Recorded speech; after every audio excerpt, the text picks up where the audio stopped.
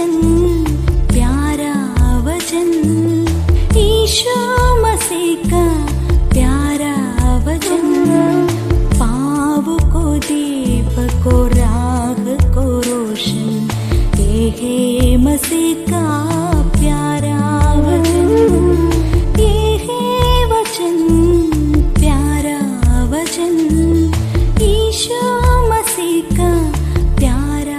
परमेश्वर के धन्य नाम की महिमा हो। प्रभात मनन के 17,812 में आप सभी का बहुत ही विनम्रता के साथ स्वागत करता हूँ। एक और बार हम पढ़ते हैं इब्रानी अध्याय 3 पद 12 है। भाइयों, चौकस रहो कि तुम में ऐसा बुरा और अविश्वासी मन ना हो जो तुम्हें जीवते परमेश्वर से दूर हटा ले जाए। बीते सत्र में हम देख रहे थे कि इस्राएलियों का अविश्वास क्या था। एक बड़ी आवश्यकता के समय, नहीं तो एक बड़ी समस्या के सामने परमेश्वर पर भरोसा करने के बदले वे लोग समस्या को देखकर डर रहे थे, रोने तड़पने लगे। और उतना ही नहीं, यहोशू और कालेब को जो उन्हें परमेश्वर पर विश्वास करने के लिए आह्वान किए थे, वे लोग पथराव करने की कोशिश की। गिनती अध्याय 14 पद 6 से 10 तक। क्यों? क्योंकि परमेश्वर पर भरोसा करने से अधिक इस्राएली अपनी मानुषिक बुद्धि पर भरोसा किया। अपनी बुद्धि के सहारे जब वे कनान की ओर देख रहे थे तो उन्हें वहां अनाकियों की ताकत दिखाई दी और उस ताकत को उन्हें भयानक लगी। परंतु यहोशू और कालेब ने परमेश्वर की सामर्थ्य पर भरोसा किया, उन्हें उन अनाकियों की ताकत दिखाई ही नहीं दी। गिनती अध्याय 13 पद 20, माफ कीजिएगा, गिनती अध्याय 13 पद 30 और अध्याय 14 पद 7 से 9 तक। मुझे सुनने वाले मेरे प्रिय भाई बहनों, यहोशू और कालेब में जो विश्वास था, वही विश्वास मुझको और आपको भी होना जरूरी है। हमें समस्याओं की ओर बिल्कुल नहीं देखना है, बल्कि उस परमेश्वर की ओर देखना है जो समस्याओं का समाधान करने की क्षमता रखता है। ये गाना शायद आप भी सुने होंगे। ये शायद एक मसीही गीत नहीं है, परंतु इसका बोल मुझे काफी हिम्मत प्रदान किया है। ये मत कहो खुदा से मेरी मुश्किलें बढ़ी हैं, ये मत कहो खुदा से मेरी मुश्किलें बढ़ी हैं, ये मुश्किलों से कह दो मेरा खुदा बड़ा है, ये मुश्किलों से कह दो मेरा खुदा बड़ा है, मेरा खुदा बड़ा है।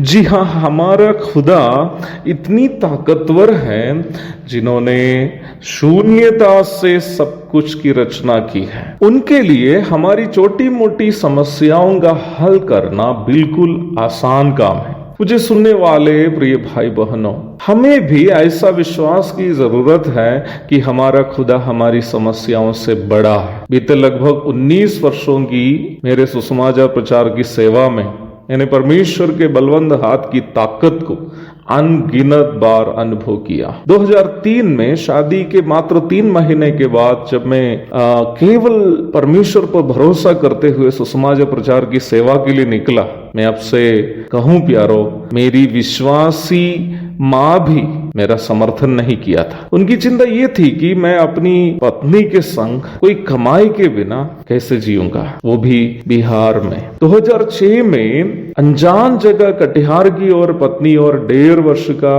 बेटे को लेकर गए।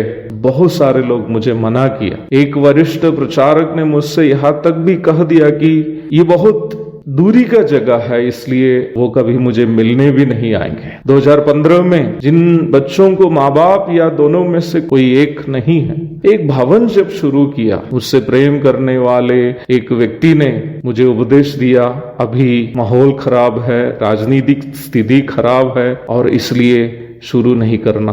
जब मैंने प्रभु की अगुवाई में आगे की ओर बढ़ा, वो नाराज होकर के कभी कभार मुझे जो छोटी मोटी मदद भेजता था वो भी बंद कर दिया। कई तथाकथित प्रचारकों ने मेरा मजाक उड़ाया। कोई यदि मुझे सेवा में मदद भी करना चाहा तो इन तथाकथित प्रचारकों ने या कुछ ऐसे लोगों ने कुछ न कुछ बोल करके उन मददों को भी बंद कराया। 2022 में बाइबल स्कूल शुरू करते समय भी किसी ने बड़े प्यार से मुझसे कहा, मैं जानता हूं जभी तू एक पागल है। मैं इस भाग को मनन कर रहा था। मैं ये सोच रहा था कि यहोशू और काले भी जब वे लोगों ने परमेश्वर पर भरोसा करते हुए आगे बढ़ा, अन्य इस्राएली के नजरों में वे पागल ही थे, इसलिए वे उन्हें पथराव करना चाहा। अब हम हमारे चिल्ड्रंस होम और बाइबल स्कूल एवं कलीसिया के लिए एक मकान बनाना चाह रहा हूँ। लगभग 30 डेसिमल का एक जमीन, 25 लाख कीमत। मुझे मालूम नहीं था कि इतनी बड़ी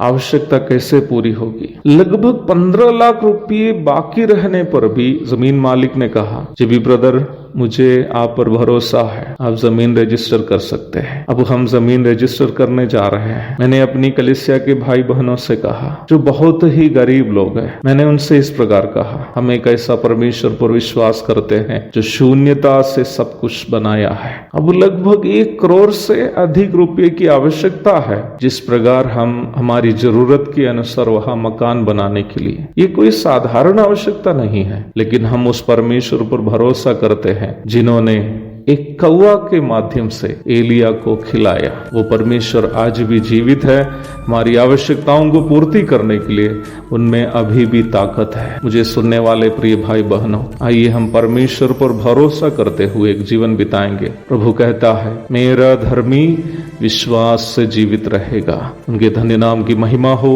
आमीन।